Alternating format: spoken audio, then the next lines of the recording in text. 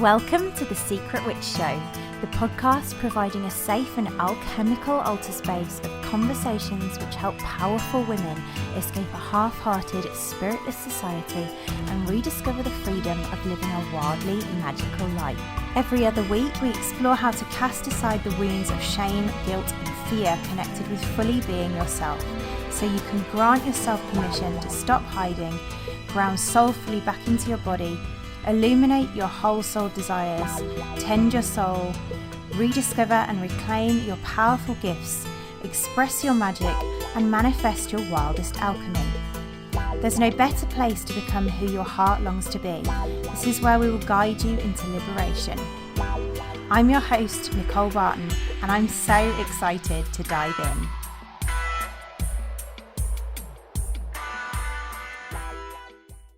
Hello, gorgeous ones. Welcome. In today's society, women are often feeling unheard, unseen, burdened and burned out, trapped in a life of looking after everyone else with some nagging frustration and shame that life isn't quite what they'd imagined. If you're numbing your body screams and have a secret, gnawing feeling that you came here to be something more, yet you feel unworthy and doubt your own power to dream bigger and create a magical life, I've created a powerful portal of transformation called Invoke Your Wild Creatrix that guides you into the path of body wisdom, soul alchemy, and manifestation. Beginning in April, we'll be guiding you to get intimately in touch with your heart, fall in love with your witchy self, illuminate your soul's deepest desires, and listen to the intuitive wisdom of your beautiful body so that you can courageously choose into dreaming your bigger dreams and recognize yourself as a powerful creatrix, capable of intentional manifestation of a magical life. Find out more at www.nicolebarton.co.uk/invoke your wild creatrix. In today's episode, I am delighted to be freestyling on the important conversation about why our wounds are not just a thought and how we can harness our wounded feelings as alchemists. This is something that often understandably comes up as a resistance for many women who have come to this path from the path of ascension. In this episode, I explore my own path into soul as the next breadcrumb from my 3 principles journey, sharing how valuable spiritual ascension can be when in co-creation with soul, as well as explaining how we can heal our wounds and discover our gifts from within them, from deeply within our bodies, the unique gifts that make us medicine for the world. Let's dive in. Welcome, magical ones, to the episode all about why it's not just a thought and how to harness our wounded feelings as alchemists. Now, this is quite a juicy topic. I know there will be many people interested in this in our community, and it's one that I have chosen to speak to because I know that it comes up a lot in our community, and it's also something that I found to be a huge resistance to walking the path of soul when I first came kind of into this journey, this part of my journey. So I had for a long time been in the 3 principles community, and if you're not in the 3 principles community, then really this is much the same as any of the other kind of spiritual communities. So whether that be yoga, meditation, any of the things which I would call, and I've spoken to this a little bit before in an episode, but anything I would call an ascension path. So this would be something where, I don't know, so for example, if you're familiar with Muji, he has a lot of poetry around what I would call the ascension path, which is really where everything that we think is just a thought and it doesn't really matter. And for a long time, I spent many years in this community and actually spoke at 3P UK and the kind of, some of the conferences around my experience with 3 principles. And my experience with 3 principles was profound. Like there were some really deep insights that I had about myself, about life, from walking that path. So just to say, before we even really dive into this was a path that really helped me. This is a path that has been a really important part of my journey. And so when I speak to what I'm speaking to, just know that this is something, if you have been through that part of the path, which often our secret witches have, this is a really important part of the journey. It's not necessary if you haven't walked it, although there'll be some elements of it that you have likely walked or will be walking as part of the work, part of our work here in the Live Your Wild Alchemy path.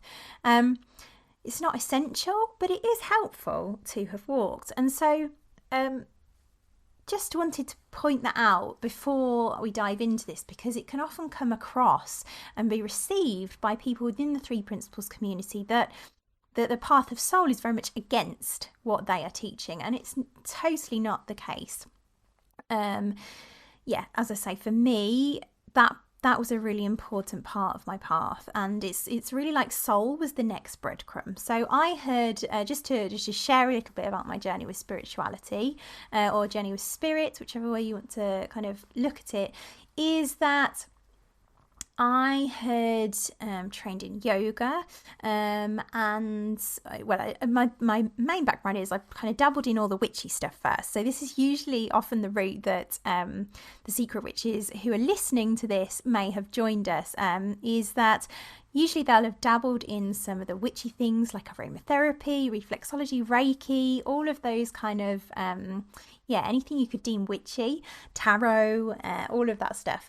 And I eventually landed at yoga. So I went to Bali, travelled to Bali on my own and trained in yoga and meditation. And very much I also trained in homeopathy, and that led me to the Three Principles. So very much that kind of taught me a lot of valuable things, particularly around opening my eyes to the fact that there was something greater there, something, this kind of natural intelligence of life, as I would call it, that is really evident when we look out for it, something that moves us through life, something that is greater than us. And whether you call that God, divinity, spirit, love, nature, whatever it is that you want to refer to that as, it's all really the same thing. It's this kind of greater intelligence behind life, and that is what that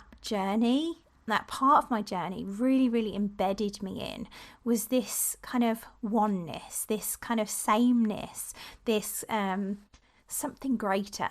And so that was really valuable for me.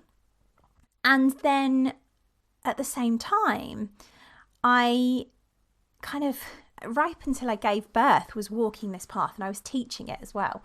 And when I gave birth, I entered this really, really powerful portal of change, this descent back into being human. And that's really the only way that I can describe it, is that I had realised that I had been transcending my pain, transcending my wounds, and kind of the mantra that I had, without it really being a mantra, because at the time I would not have agreed with mantras, was really that, that's just a thought, it doesn't matter. And what this kind of mantra does is really condition us that none of our thoughts matter. None of our thoughts are important. Everything is an illusion. All our pain, all our fears, all our wounds are just an illusion. And that did not serve me very well when I came to giving birth, because I was absolutely terrified of giving birth, and I didn't really see it because I was just dismissing every single fear, every single thought that I had about it into the unconscious. I just, it's just a thought, it doesn't matter. And yet my body was in this real deep trauma, terror, and to the point where just before I gave birth, my face became paralysed. And I suddenly saw, well, not so much suddenly, but I eventually saw, once I'd given birth, I had the most traumatic birth experience possible.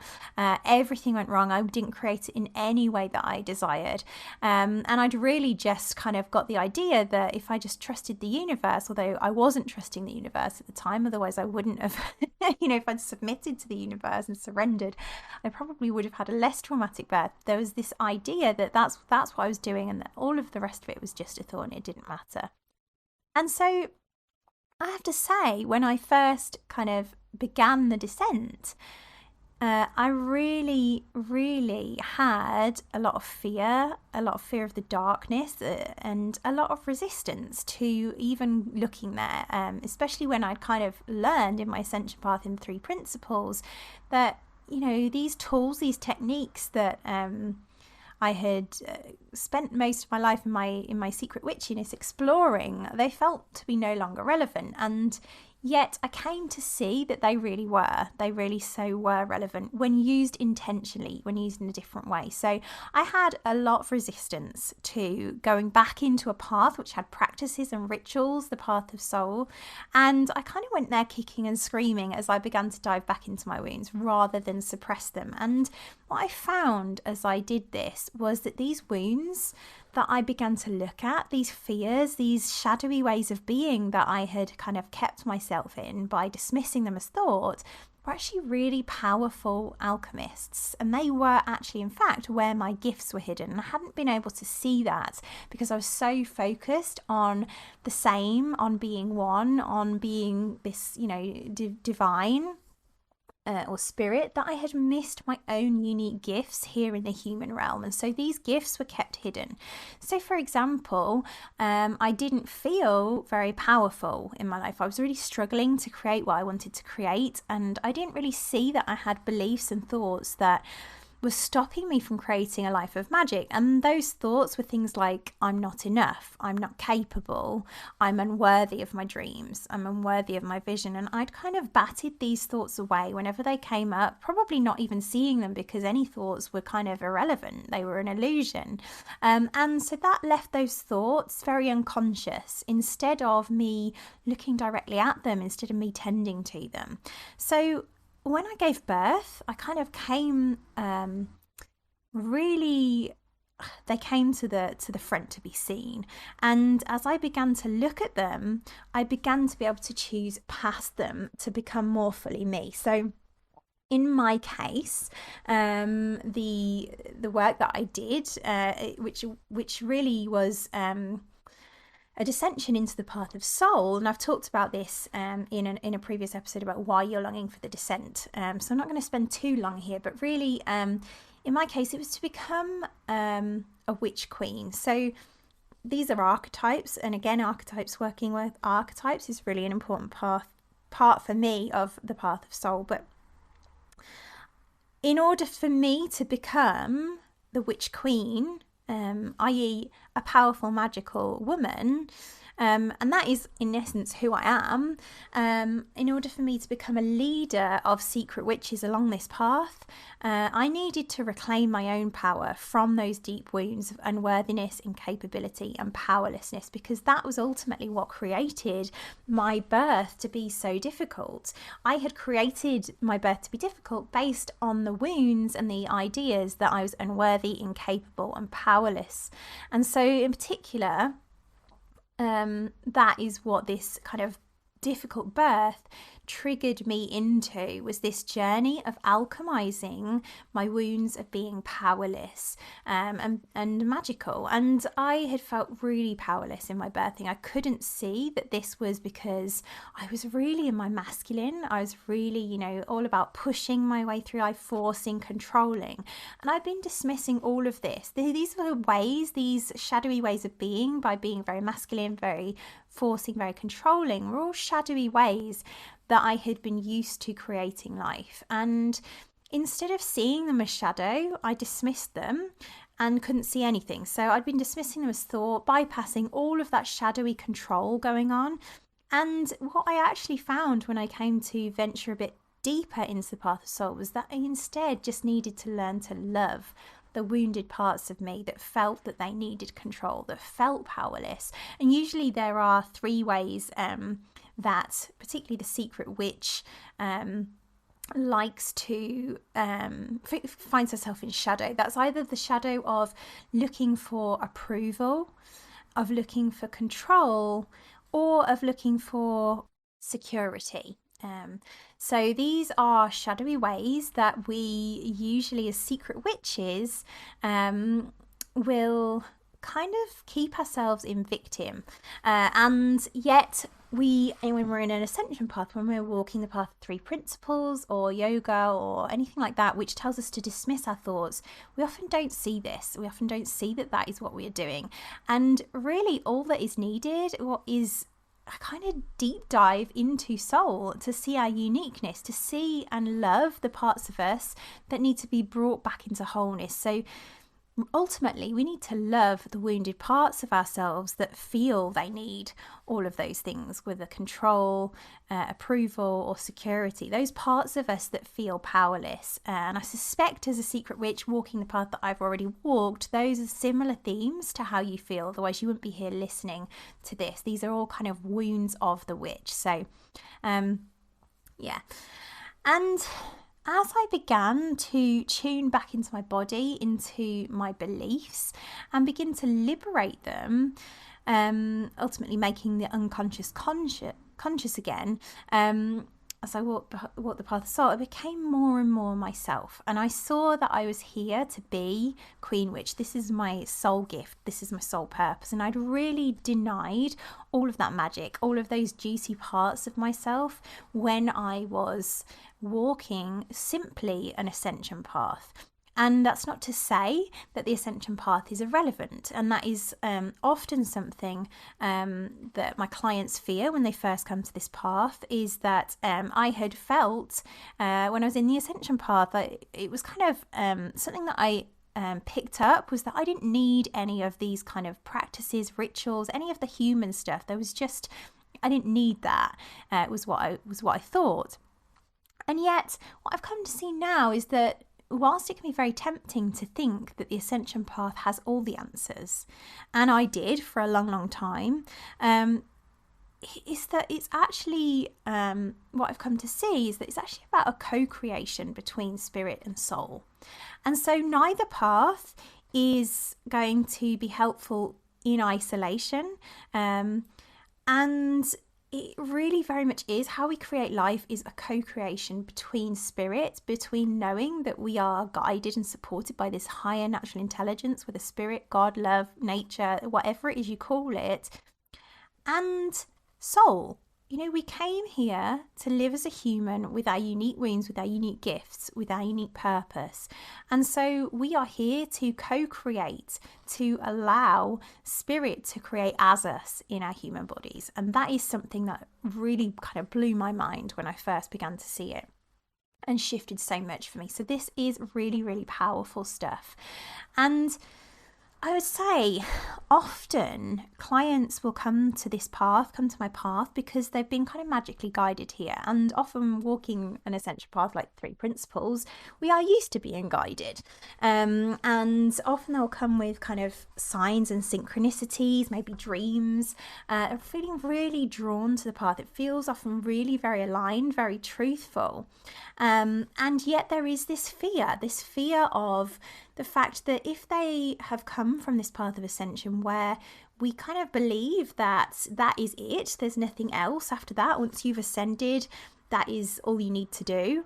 When we come from that point of view, it really has people fear that either the path they've been walking is wrong, and somehow they'll lose all the benefits of that path, or have to undo all the good work that they've done in their spiritual path, or just that this path is not going to be adding anything additional to what they've already learned. And so these are common fears that come up during the path of soul, during the Live Your Wild Alchemy journey. So I wanted to speak to it because I know it's so helpful to have these conversations. But the path of the Witch Queen, as I say, is actually that of co-creating between soul and spirit. So it's not that you have to give up all of the stuff that you've learned and seen, or the insights you've had in the ascension path. This is really important to know. Like, you get to keep all of that. That is, your deep connection with divine, with God, with spirit, with nature, with love, whatever you call it, you keep. This is an important thing to know. This is an important thing to have an embodied sense of. And you also get to create from soul, from your soul will. And that means that you have the capacity to choose.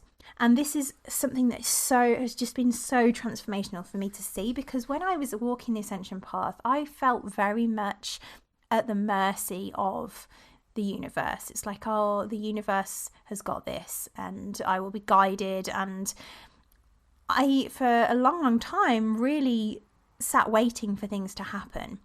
And now I see that we have, when we kind of embody our soul will, we have the capacity to choose things to life. And you'll probably have got that from many of the guests on my show as well if you've listened. One that comes to mind is actually William Whitecloud from January.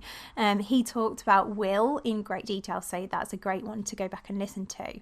But when I talk about soul, I remember one of my clients saying actually they felt what was missing from the path of ascension was this idea of soul, and that is spot on. It's exactly what is missing, and that's why it's often the next breadcrumb for somebody who has been walking an ascension path. And the best way that I can explain it, the best metaphor that I can come up with, for describing soul and spirit is Rumi's quote. And my coach shared this with me ages ago, and I'd heard the quote a million times. Maybe not a million, that's a bit of an exaggeration, but I'd heard it a lot.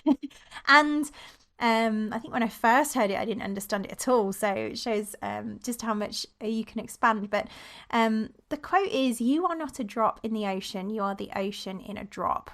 And the best metaphor that I've come across for soul and spirit is that soul is the drop.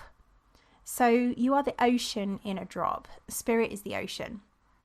Ultimately, you are here to be a unique human expression, but kind of spirit is creating as you. And again, another interesting and helpful thing that I've seen about this is there's Dr. Michael Beckwith had the 4 stages of spiritual consciousness, and there's different stages of spiritual growth that he explains, and it really does kind of explain the kind of evolving process and why you kind of end up as at the path of soul as the kind of expanded as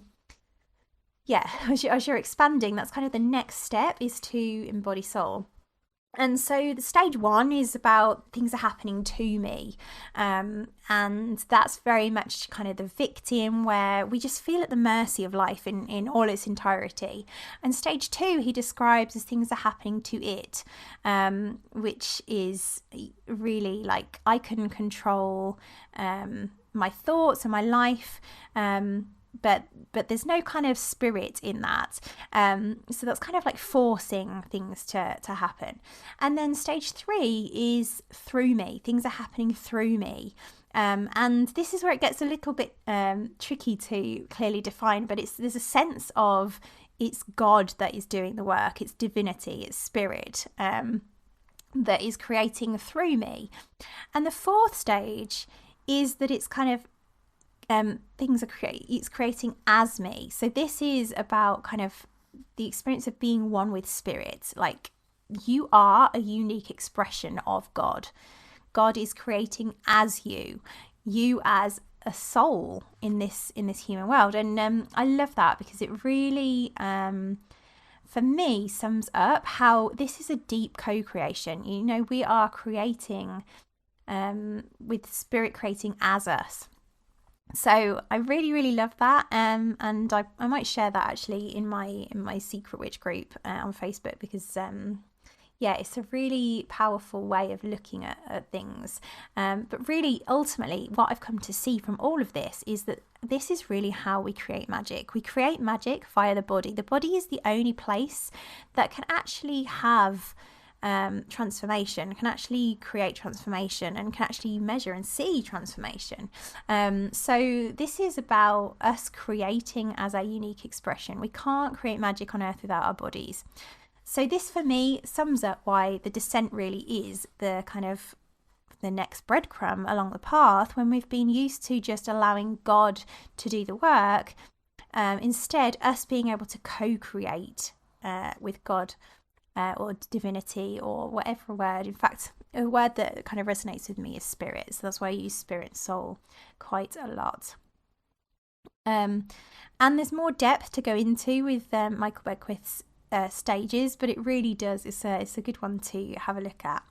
And so a big part of that is really kind of being able to harness our wounded feelings of alchemists. So to be fully in our bodies requires us to really look at and get intimate with those wounded feelings as alchemists, because if we don't, we just end up numbing and disconnecting from them, which is very, very typical of people who are secret witches, women who don't know their power and magic, and very, very common for people when they arrive at this path to be doing just that, which often is also coincidentally a benefit of why the Ascension path can be more attractive, because in the Ascension path, we get to disconnect from our bodies, but our bodies are so glorious, so juicy, so, alive. And yeah, it's the only place we get to experience the human experience. And so just know that is fine to choose to numb our bodies, to choose the Ascension path, to dismiss things and bat things away as just thought. That is fine to choose as long as you are choosing it consciously, which if you are batting away everything as just thought, it's really difficult to choose something consciously because you're batting those thoughts into the unconscious. And Carl Jung, who is a psychologist who really kind of created shadow work, he talked about, one of his quotes is, "Until you make the unconscious conscious, it will direct your life and you will forever call it fate." And this again spoke so clearly to me when I started this journey of soul, because I had really just been living at the mercy of the divine, of spirit, and not really choosing my life from soul will. So, and again, just thinking back to Michael Beckwith, that is really quite difficult to fully expand on, but there is a real nuance between just allowing the divine to move through us and actually co-creating as spirit and soul. And that is what Carl Jung is talking about. He's saying that until you make the unconscious conscious and you really see and choose your life, then that unconscious thoughts, those unconscious thoughts that you are batting away, will direct your life unconsciously, and you will just think that it's fate. And that's very much where I was. That's very much what was going on for me. And it is so innocent. It's so innocent. So if that is you, then bring a lot of love there, because this is just something that we navigate along this journey. This is something that just we expand through all of this stuff. So it's completely innocent. And so we have to bring love here. Again, we haven't been able to see this because it was unconscious. I literally have to love the parts of me that when ascending, I thought that it was literally the only way and that there's no next step from there. And I kind of arrived in this bliss. And yet there was more available. This whole path is really juicy. It really brings us alive, but it's ultimately about making the journey from secret witch to witch queen, and a witch queen creates her life consciously. This is about harnessing our magic, harnessing our power very intentionally to create our lives as who we came here to create as. This is about us co-creating with spirit to be who we came here to be. We came here with a soul contract that kind of has its own unique wounds that are also contained within those. There are gifts for the world. We came here as a medicine to give our medicine out into the world. And so that can only happen when we do this co-creation with soul. And so often magical women will be called into this journey. They will feel the magic of it. They'll feel the truth of it. They will have perhaps magical signs and synchronicities. Often people get dreams. Often I will appear in my clients' dreams, which is always very magical. And they'll kind of know that they're being called to the path by how their body feels. Really, they'll just know. And often they'll get very excited, and then they come to begin to start seeing their uniqueness, and they begin to discover their gifts and their kind of soul purpose. and then it gets scary. So this happened for me as well. It brings up all sorts of questions, all sorts of fears, all sorts of triggers. And at that point, usually there's always a choice, but specifically there is a choice when it gets to that point, because all of these wounds, when we get material for liberation, all of these wounds are really just calling for us to alchemize them. And so often when people get to this point of the path where they're starting to get a glimpse of their soul purpose, they're starting to see their uniqueness, discover their gifts, and especially if you've been walking the Ascension path, there is usually a choice point that comes along, which is either walk away and continue walking the Ascension path, continue suppressing all of your fear, all of your thoughts, or choosing into the path of soul, which can be very scary. It's something we're not used to when walking the Ascension path. The Ascension path is lightness and love and, all of that. We follow the good feeling. And the soul, path of soul, often has this kind of darkness, this alchemical, healing of wounded feelings. And so this can really seem foreign if we've been used to a path of love and light. This is about alchemizing all the shadow, about really going into the darkness, and that requires us to choose that. It's really the only way that we can really become the fullness of our soul. It's the only way we can really come here to be who we came here to be. And yeah, it is a choice. It is a choice. It is a choice that people often want to be easier than it is, because we're not used to, especially when walking the path of Ascension or 3 principles, we're used to following the good feeling. So we're not used to making difficult choices that feel uncomfortable.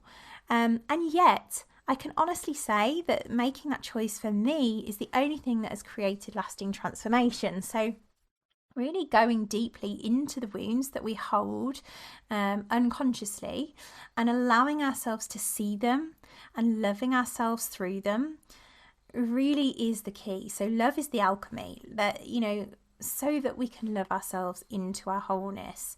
And it's only when we do that, it's only when we come to love all the wounded parts of us, that we get to become the woman that we truly long to be, the woman that can create those powerful, magical visions. And that, for me, looked like creating a life where I came to know my own power and magic and my capacity to create magic, which was something that I doubted. And now, having been in that work, I have a really juicy and kind of deeply intimate relationship. I've healed relationships that weren't good. I've changed my diet and become vegan and gluten-free, which is really serving for my body. It's something that I'd longed for a long time, but just unconsciously, I hadn't made that conscious, hadn't made contact with that desire. And that's a big part of this path, is that we have been shutting down not only our wounds, but our desires. And in the Ascension path. And so now I'm really in touch with my desires, and I have created a life that feels magical. So I fill it with magical ritual, things that light me up to experience joy. And I have created a soul-led business, making a living as my gift. I've healed my paralyzed face. That was one of the biggest things for me. And I'd been a medicine woman for, ages. And yeah, I denied those parts of me, those healing parts of myself, when I was walking the 3 principles path, because it was just a thought and it didn't matter. But now I've reclaimed all of that, and these were things, some of these things were things that I'd literally been either trying to create for years or longing to create for years and kind of dismissing, and I was never able to create those without the descent, because I was kind of at the mercy of the universe and I wasn't really looking at my desires and all of that stuff. And the reason for that was because it all required choosing. It all required choosing with will, living in alignment with my soul will, with who I came here to be, and choosing firstly and foremostly to be willing to go into the darkness and see things that I didn't want to see my wounds. And that can be quite painful. And when we come from a path of seeing that, we don't need to look at our thoughts, it's also quite difficult to choose into that. And yet, there are so many benefits to doing so. And, all that I have created is also possible for you. And I know there's more for me to create, and my vision gets bigger and bigger. But yeah, and there is always shadow to see. So I'm still in the work of this. This is not me saying this is what I've created and now I'm done.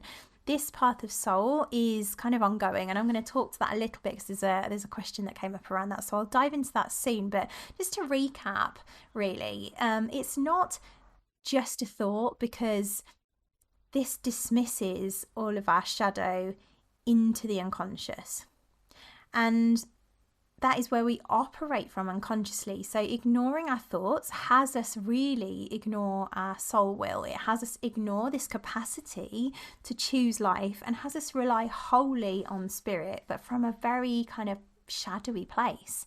So the invitation is always, do you want to choose to become the fullness of your soul? Now, there are a few questions that were really great that came up in the group, so I want to just speak to those. I think there are 3.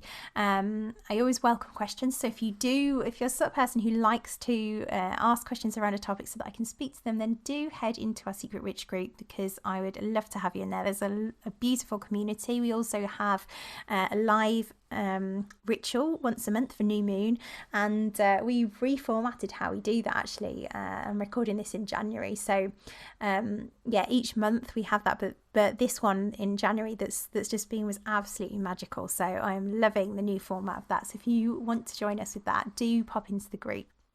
And anyway, I'm going to address some of the questions that our group has asked. The first one is one of the questions that came up in the group said, I would love a really clear how-to for when shadow comes up. And I really, really love this question, because it so highlights one of the challenges of living in our humanness, and often why people do stick to an ascension path. We have been conditioned to live in a world that needs to know. And so that really is what has us try and evade it via the ascension path. So what comes to mind here in response to this question is actually that this question contains shadow itself. It's like, I'll descend when I know how it will end up. And so I love that question in itself, just for that reason. And I know totally this is how I felt when I began to walk this path of soul. And it's kind of it really highlights this kind of ascension and descension polarity, because and it's interesting because it leaves us, rather than simply following the call of soul, just kind of authentically and without kind of being in shadow and fear, it leaves us kind of second guessing whether we can actually cope with the shadow when it comes up. And that leaves us either wanting to do nothing, which is commonly, actually when I was sharing the ascension path, do nothing was my tagline. It was something that I did a lot of campaigns around, there's nothing to do, do nothing. And so that this kind of question of not whether we have a how-to for, or this desire, I suppose, to have a how-to for when shadow comes up, can leave us either wanting to do nothing and stay in the ascension path and evade our wounds, or know how to do everything to fix them. So there's kind of this real polarity going on here, and that tends to be how shadow works, is that there's two ends of the pole of shadow. So either doing nothing or doing everything to fix them. So I guess my question, I'm going to give you a question to reflect on in response to your question. As part of the answer, I'm going to give you an answer as well, but just some reflection that may feel quite triggering. But I know the person who asked this is beautifully powerful at being able to own her shadow. So I know that she will take this in a way that is very loving. And so please do go here with love. But the question is, why is it, do you feel that you need a really clear how-to for when shadow comes up? What's motivating that? And can you choose to move away from the polarity of either avoiding shadow because you're is unknown about what to do about it, or from the other polarity of trying to fix it? So can you move into and allow yourself to just simply love your shadow and notice it and choose again to refocus, choosing soul? And I hope that makes sense. If you've got any questions on that, do let me know. And I have been there with this one. I have asked how a million times on the path of soul, and I've continually been reminded by my own coach that this is just me simply seeking control. And having said that, I'm not so mean that I'm not going to offer you any answer at all. So of course we live in a human world, and this is the path of soul. In the path of soul, we also are human. And so we do want how-tos, and so I do have somewhat of an answer for you. So my answer is that the first step into liberating shadow is to firstly begin to actually be open to seeing your shadow. And liberating what you've just asked is also going to be part of being open to seeing it. Knowing that whatever comes up is welcome, even if we don't know how to deal with it. So that is the first thing, is opening your heart, opening up to even seeing what shadow is there. Most people aren't open to that because they don't bring enough love, and it can be hard to spot. So it can be helpful to have a guide who will help you to notice it. I know this particular person who asked this question is in some of the group crucibles that we lead at the Team Secret Witch, or of course listening to podcasts that help you illuminate your shadows, like we're doing here as well. So there's lots of ways within this path that you can begin to illuminate shadow, and you get to choose the depth at which you go to that.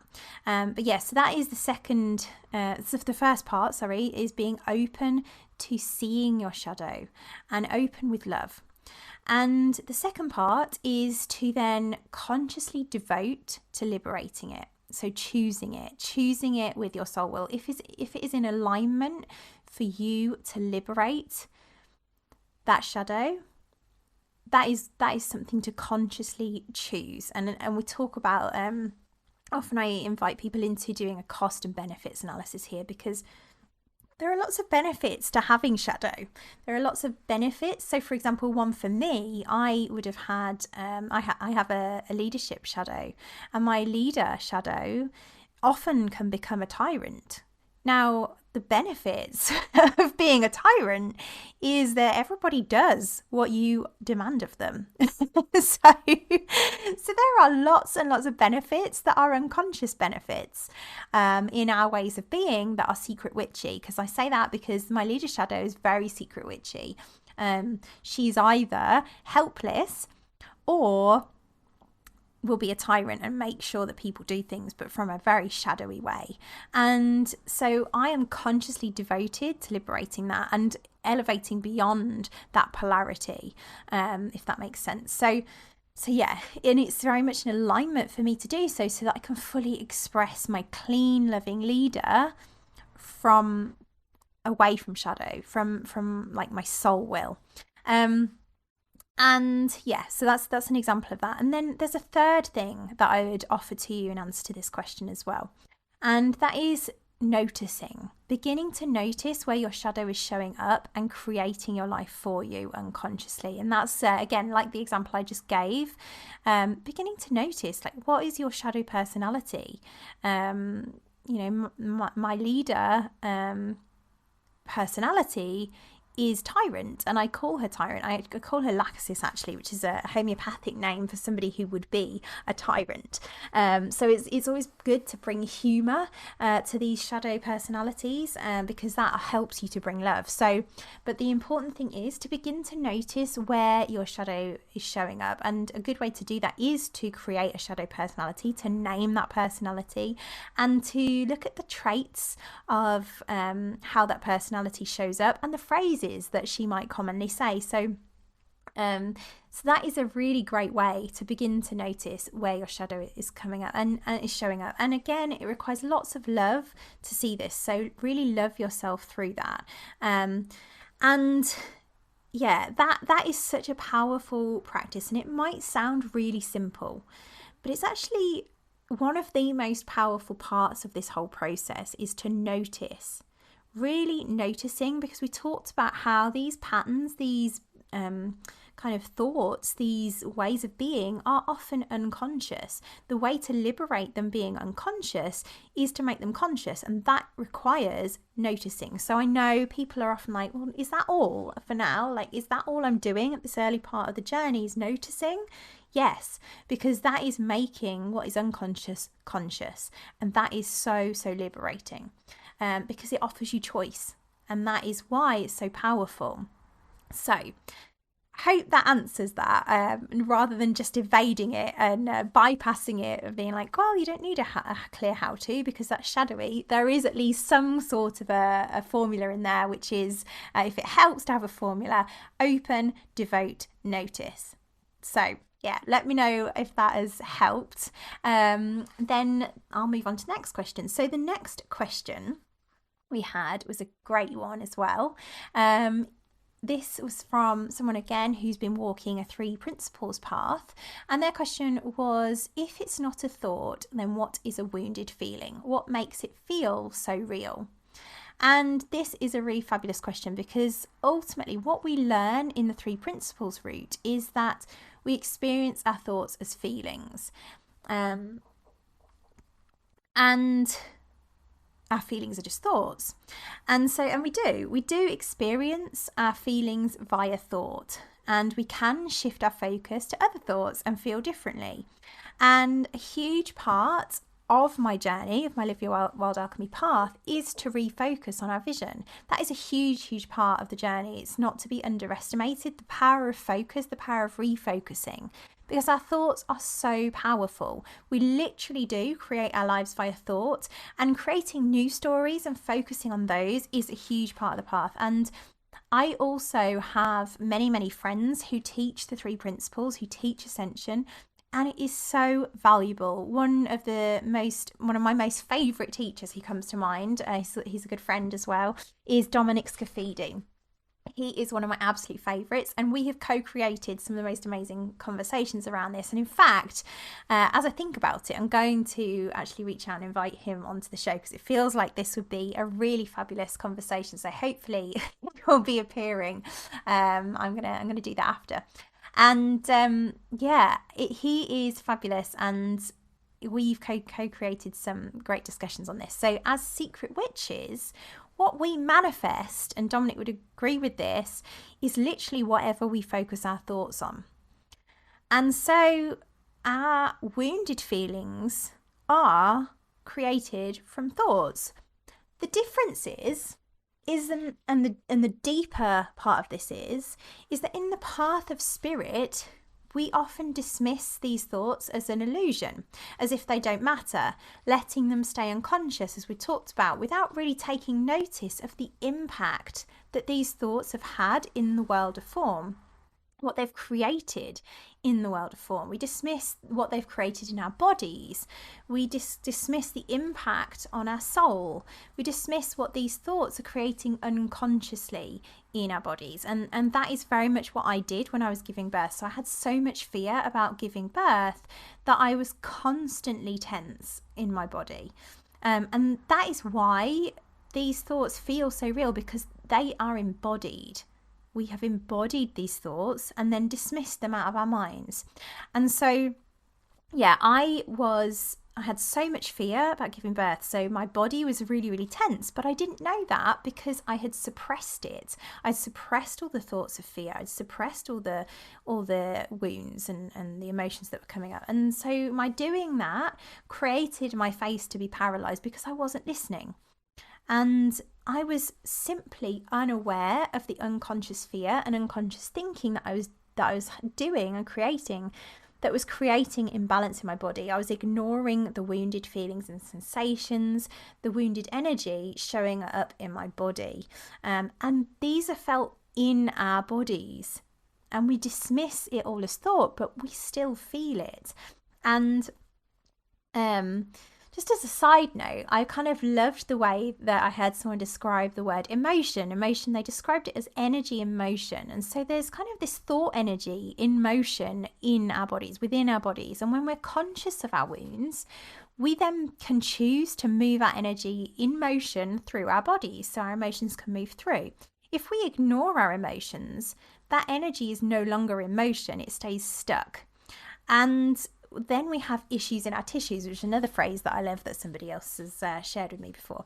And there's a great book about this by Peter Levine called Waking the Tiger, which I've shared multiple times on this podcast, who explores how animals instinctively shake their trauma out. And I digress a little bit here, but the point is, our bodies feel what we think, even if we dismiss the thoughts, because they're still there. It's just that we've dismissed them into the unconscious.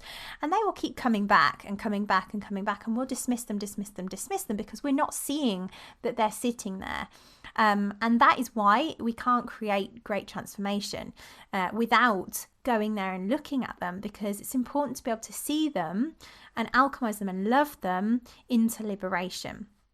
Likewise, Dominic and I had a great discussion about epigenetics, which is relevant to this question.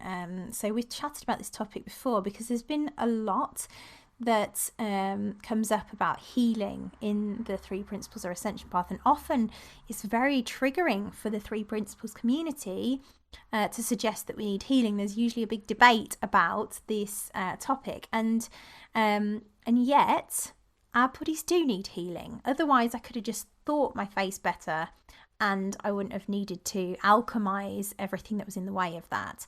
Now, in particular, the witch wound is a great example of this. So, yes, there were thoughts that created the original wounds. There were all sorts of things that contributed to that, but there were a lot of women killed ultimately for being their magic. And if we look at epigenetics explains how our behaviours, thoughts and environment can literally change how our DNA works. So, if for example, we smoke or whatever it is, that can change our DNA and then change how our children's DNA is. So, if they're born after.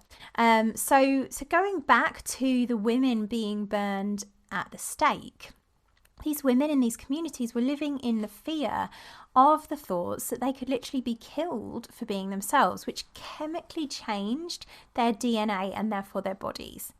Now, if they didn't know that this was thought creating that, and at the same time, even if it was thought creating that fear, they were still being killed.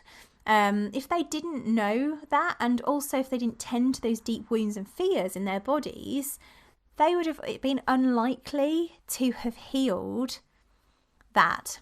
And so it has passed down, rather than them healing it, it has passed down in our DNA. And this is why people now get triggered by the witch wounds. These are deep, deep wounds that are part of our ancestry, passed through our DNA via epigenetics. And so saying to someone that this is just a thought and doesn't matter, that won't change our DNA back. We need to look at it, be willing to go there, be willing to heal it, do the work, and to create the knowing in our bodies that we are safe. And part of that is seeing that we can create new and different stories, create new embodied stories in our bodies that can change our DNA back. And that is part of this work.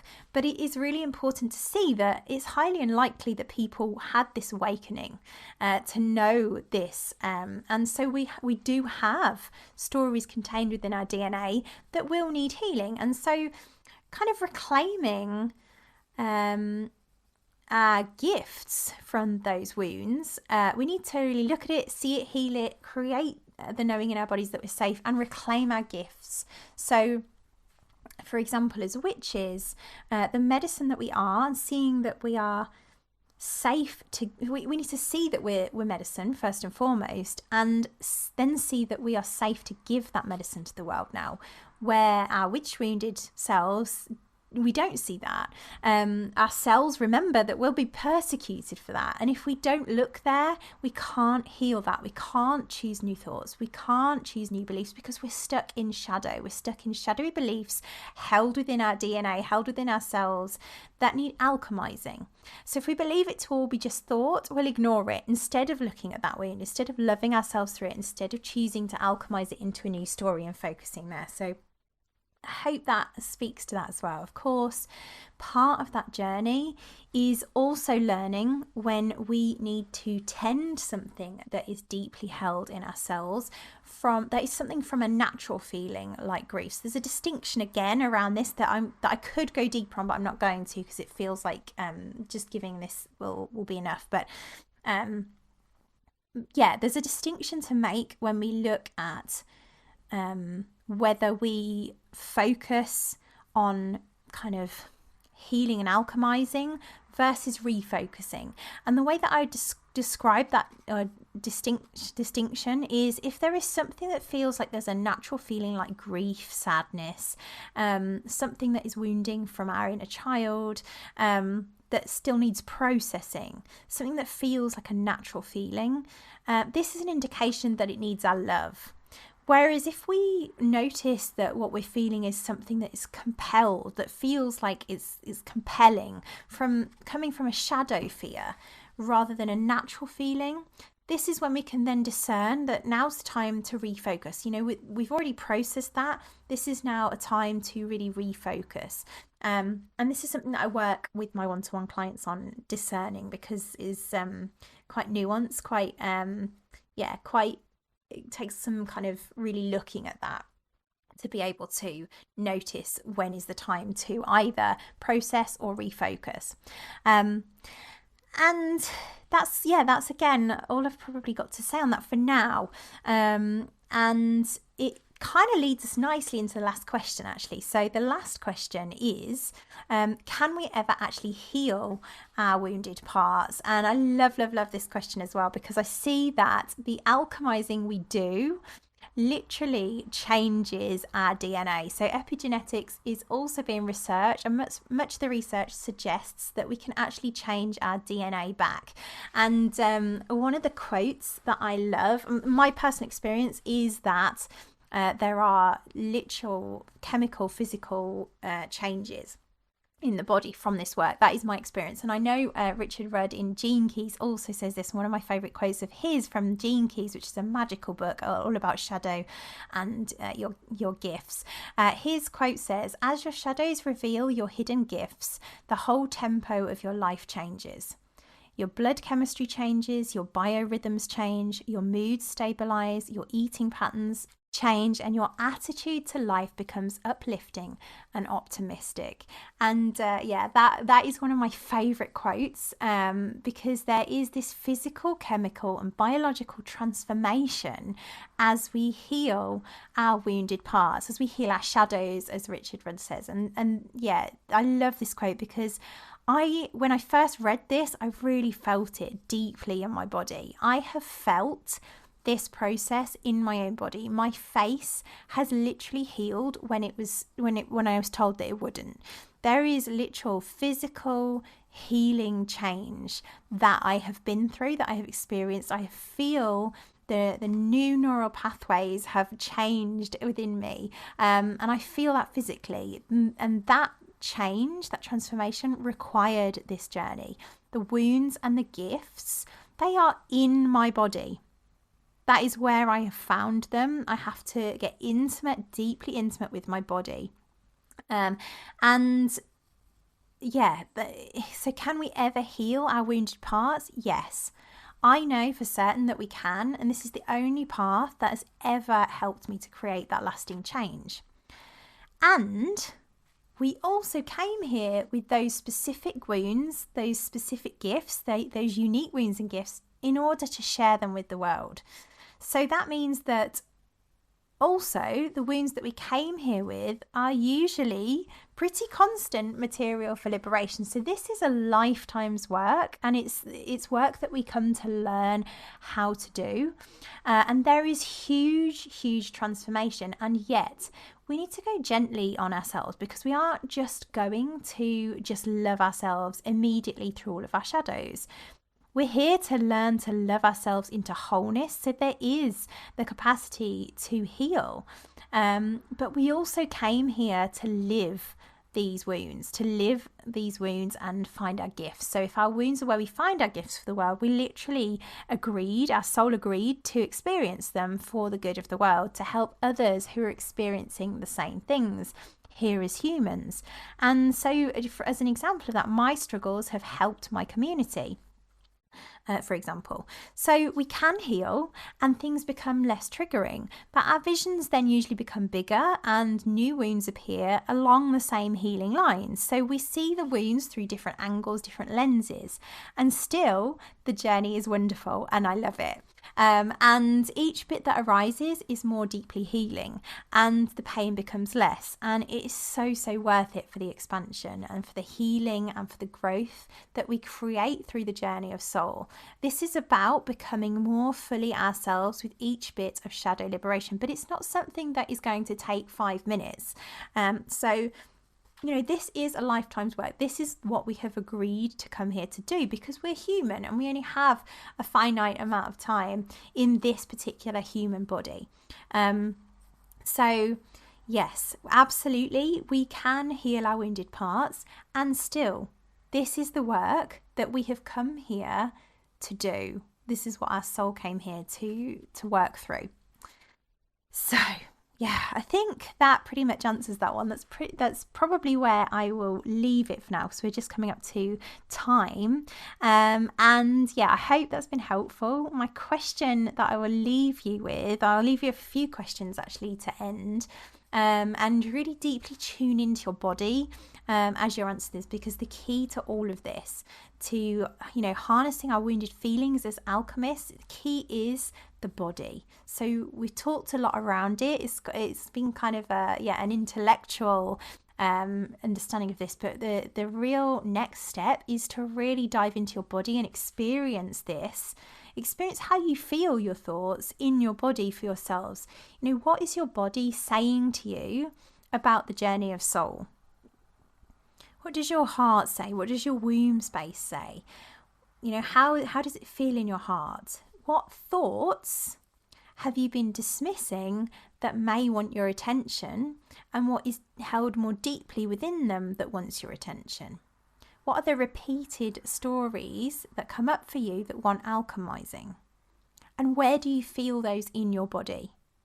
That is a really key question to be asking. If you are used to identifying thoughts, having illuminating thoughts, and kind of seeing them as just thought and dismissing them, what sensations come up in your body when you see those thoughts? When you see usually in the 3 principles world, we are very good at having insights. But when we see those insights, where do we feel them in our body? What is our body saying? And will you choose to listen to your body? And what are the costs and benefits of that? Because there may well be some huge benefits that you have been having from being in shadow.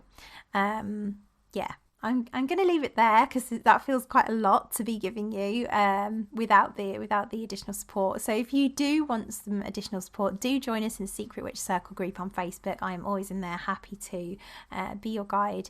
And other than that, I'm sending you so much love, and I will catch you soon. This show is actually a wonderfully important one for anyone who is venturing here from a 3 principles path. My takeaways are: walking an ascension path is incredibly valuable for us to come to deeply know that we are part of a greater natural intelligence, whether God, divinity, spirit, love, nature, or whatever your label is for that. And still, there is a deeper breadcrumb to follow to expand into the wholeness of who you are in order to become the fullness of your soul. When we dismiss our thoughts as illusions, we simultaneously push them into shadow, making them unconscious, and from there they indirectly rule our lives without us knowing. Instead, if we choose to directly look at them with love and allow ourselves to fully feel our wounds deeply in our bodies, we can choose to alchemize them from shadow and liberate them. And this allows us to discover and step more fully into the unique gifts our soul came here to be. If we ignore our wounds, we also ignore our bodies, our desires, and our gifts, and we can only create a magical life by looking here.